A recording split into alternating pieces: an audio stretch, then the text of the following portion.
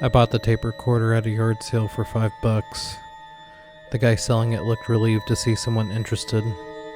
"Still works," he muttered, not meeting my eyes.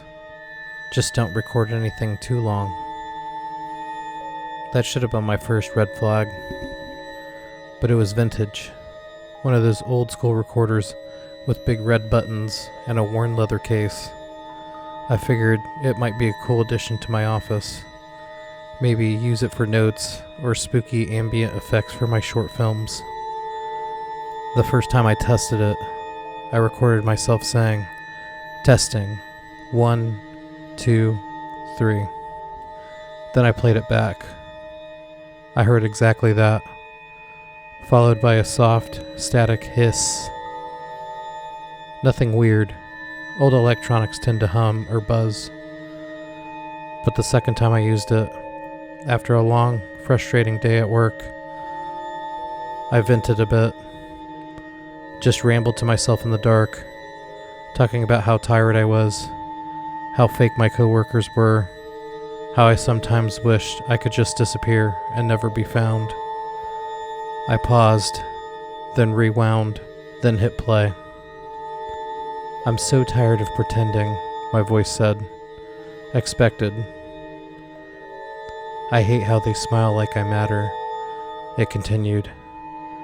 "I should just vanish." I froze.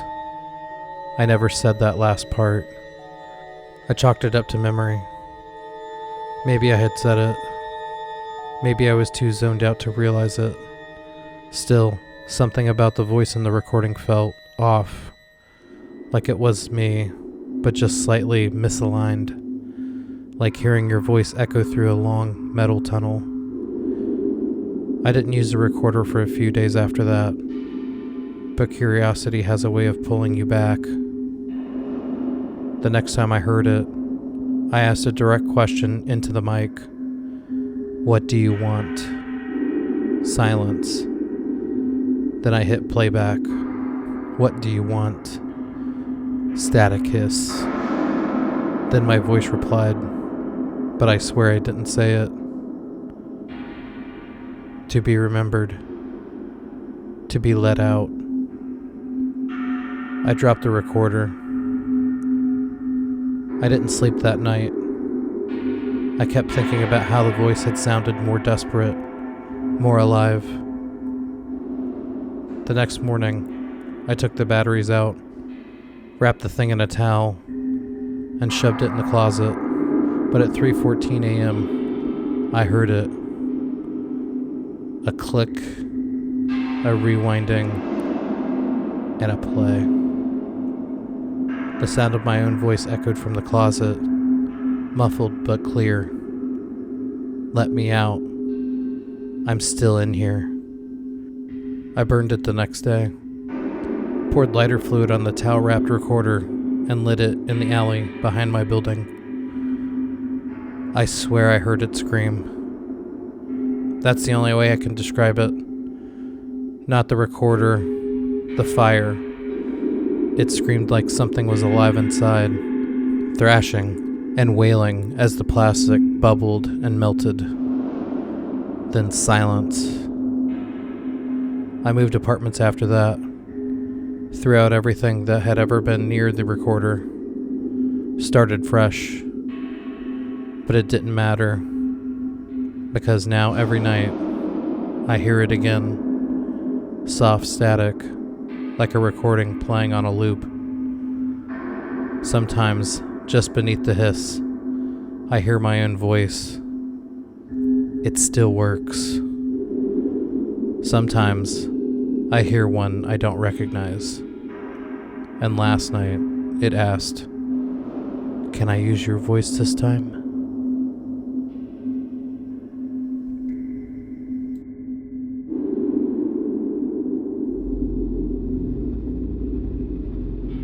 There's a bus stop at the edge of town that nobody uses after dark. Not anymore. They say if you wait there past 12:33 a.m., a stranger will show up. At first, you might think it's just another late-night commuter. Except they don't move, don't speak, don't blink.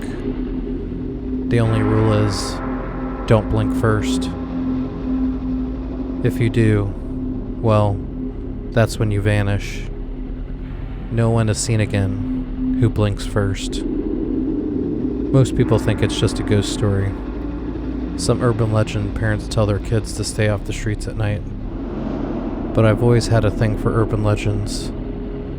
I run a YouTube channel that investigates this kind of stuff, and figured this one would be perfect, especially since nobody had posted a real video about it yet. So I packed up my tripod, set up my camera, and headed there alone at 12:15 a.m.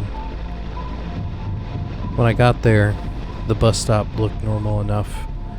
Dim streetlight overhead, cracked bench, faded route schedule nobody had updated for years.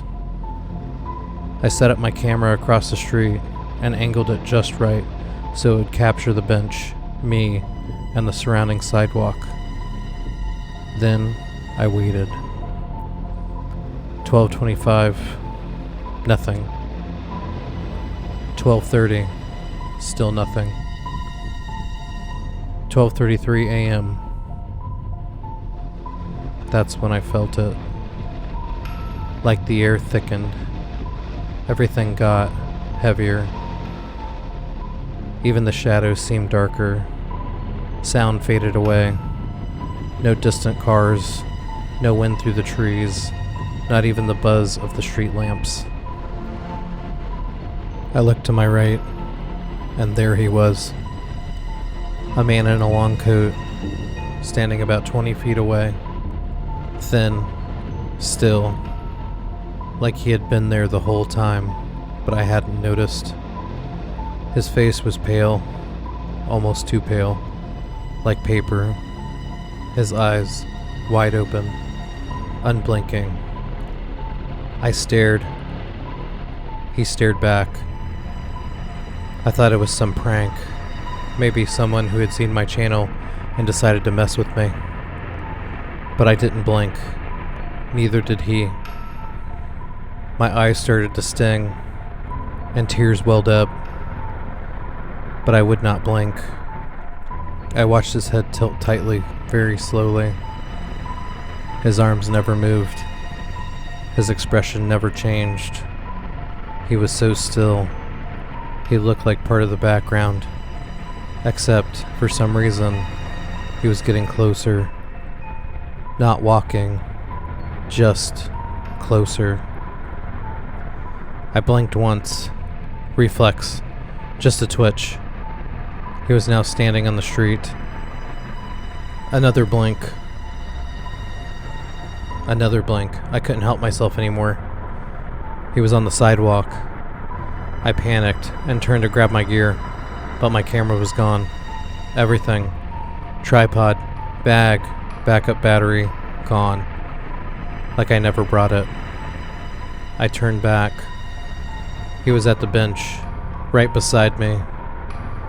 I don't even know when I started to run, but I found myself running in a full sprint down the street, heart slamming in my chest.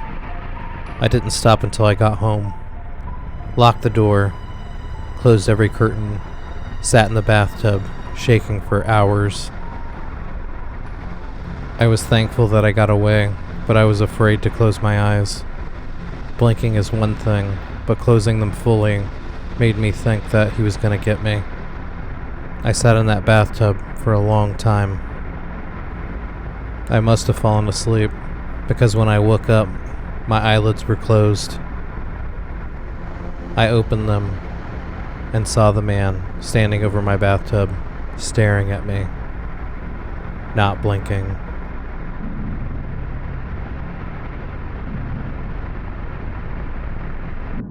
I used to collect weird things on the internet.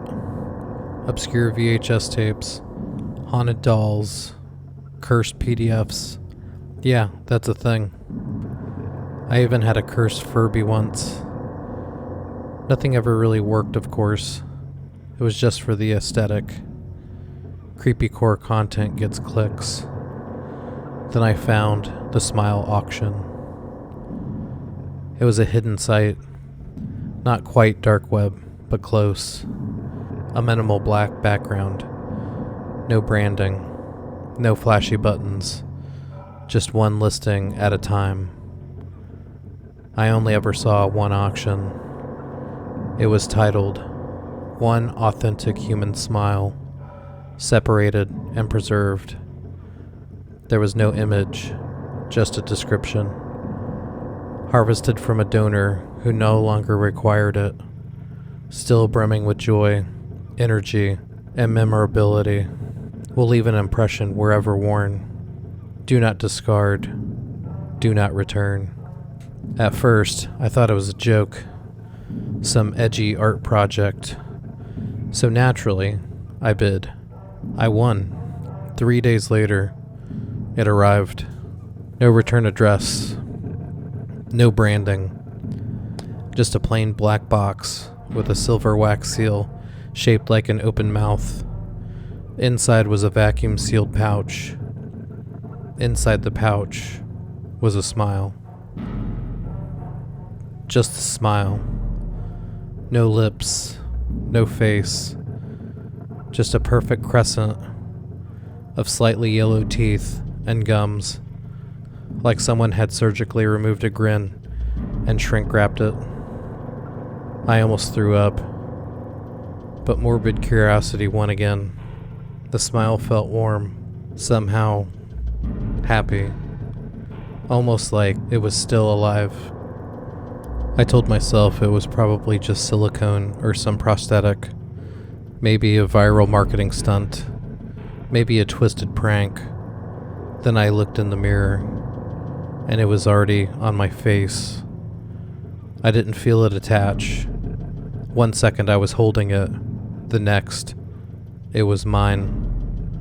I screamed, but my reflection didn't. I tried to cry, but the smile didn't move.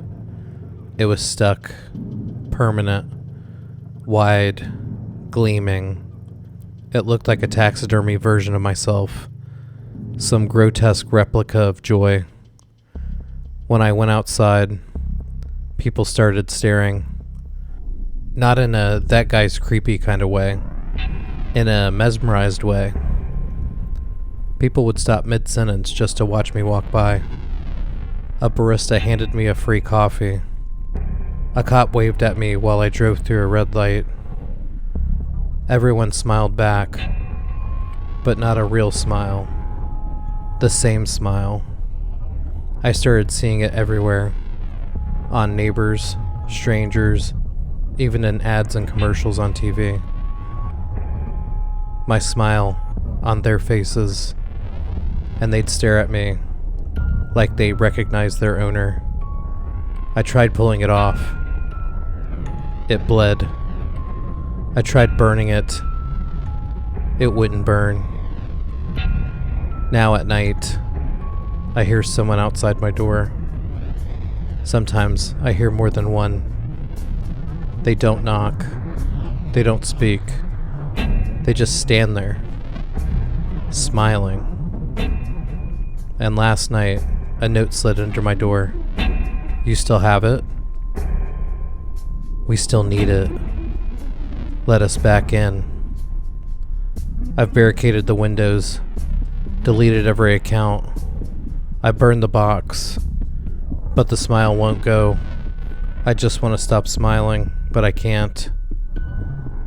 If you ever see a listing for an authentic smile, don't bid, unless you're ready to wear it forever.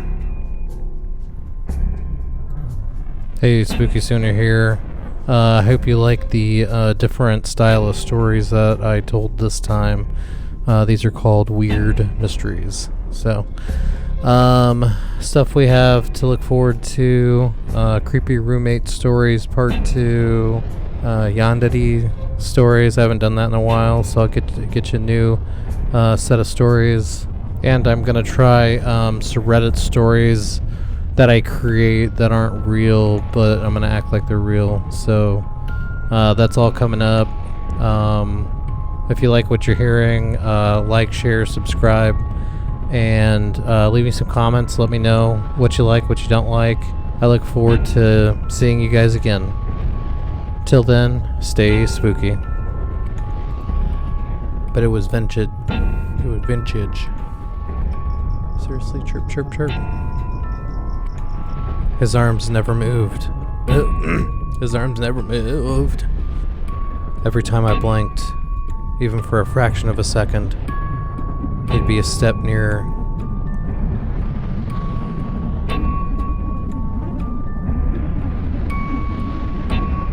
Well, that's weird because he's not blinking.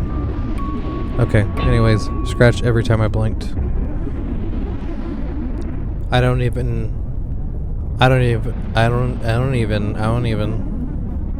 That was 3 nights ago. I haven't slept since.